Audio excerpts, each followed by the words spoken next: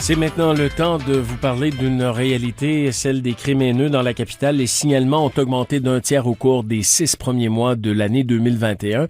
L'unité contre les crimes haineux et les préjugés du service de police d'Ottawa a publié des statistiques qui montrent que 105 crimes haineux ont été signalés depuis le début de l'année, contre 79 cas au cours de la même période de l'an dernier. C'est quand même une augmentation considérable. Les crimes haineux sur lesquels la police a enquêté incluent les méfaits, les dommages matériels, les menaces et les agressions armées. Pour nous en parler, on s'entretient avec le fondateur du regroupement canadien Uni contre la haine, Farid Khan. Bonjour. Bonjour. Bon, M. Khan, c'est vraiment, c'est la deuxième fois qu'on se parle cette semaine. Là, on s'est parlé en début de semaine pour parler du mouvement contre la fête du Canada. Là, c'est pour parler des crimes haineux.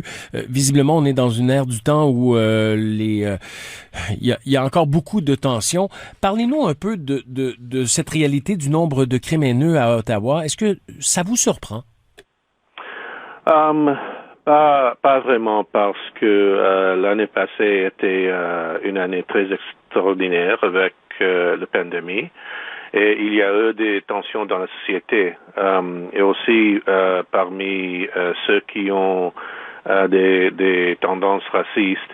Ils ont probablement consommé beaucoup de haine, de ressources en ligne, et ils exprimaient cette haine avec violence. Mais même un incident haineux est un de trop.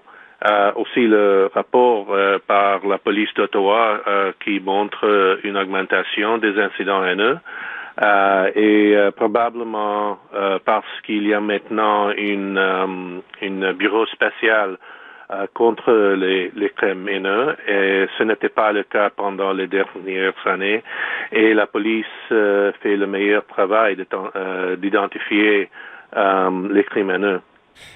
Vous l'avez évoqué, les gens sont en ligne. On sait que lorsqu'on est en ligne, il y a possibilité d'être témoin, qu'on se fasse présenter davantage de liens avec la haine et l'intolérance. Mais qu'est-ce qui a causé l'augmentation en soi? Oui, la pandémie nous a permis d'être devant les ordinateurs plus souvent, d'être sur le web, mais est-ce qu'il y a d'autres facteurs également? Oui, je pense que, comme on a vu dans les manifestations au Canada pendant l'année passée, que il y a les minorités communautaires qui sait que il y a le racisme dans la société, et je pense que pendant les dernières années, avec les voix politiques comme Donald Trump, ils ont encouragé l'expression de l'haine.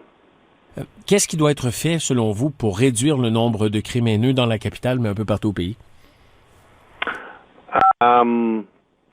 Les Canadiens unis contre la haine ont demandé au gouvernement, et en particulier au gouvernement fédéral, d'augmenter les ressources à la lutte contre la haine, de lancer une campagne nationale anti-haine coordonnée par le gouvernement fédéral qui implique les gouvernements provinciaux aussi, et de lancer une campagne nationale d'éducation publique qui fait la promotion de la diversité du Canada et contre les messages de haine que l'on voit trop souvent sur les